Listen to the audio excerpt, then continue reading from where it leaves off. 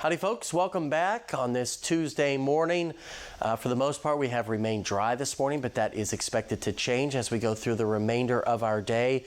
As that rain arrives by this afternoon, could be a wet evening commute as well, with some of those pockets of heavy rainfall and some weak thunderstorms as well. And our rain chances aren't done after today and tomorrow. Although tomorrow, the rain chances very early in the day, I think. I think the second half and most of Wednesday's dry. Thursday looks dry as well before another batch of some pretty significant precipitation moves in here for Friday and Saturday. But the good news is at least the second half of our Sunday or our weekend looks dry. Sunday and Monday both not looking too bad as we head back to work on Monday. Now for your community across the tri-state, yeah, a lot of rain there in that picture, but at least temperatures will remain on the mild side.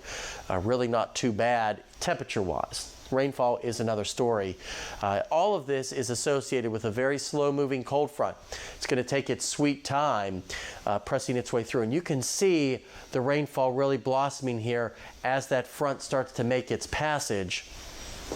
And it's going to take until about early Wednesday for a lot of that activity to really shut off. Closer look at Futurecast will really show you what I'm talking about. Here comes that rainfall after the lunch hour right along that front as it slowly sags its way through. All these yellows and oranges, pockets of heavy rainfall, maybe some rumbles of thunder in there as well. But by 11 o'clock, we're starting to turn it off. And by Wednesday morning, yeah, more hit or miss varieties, showers and storms, mainly across eastern sections of the tri-state. Right now, the severe threat should be confined to our west. Non-severe storms for us here in the tri-state. When all is said and done, we could be looking at it around an inch of precipitation for most of us.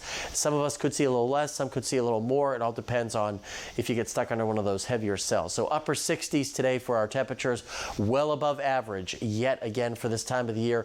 Overnight lows will be once again where our daytime highs should be in the upper 40s and lower 50s. And then the extended forecast is nice and quiet for the most part.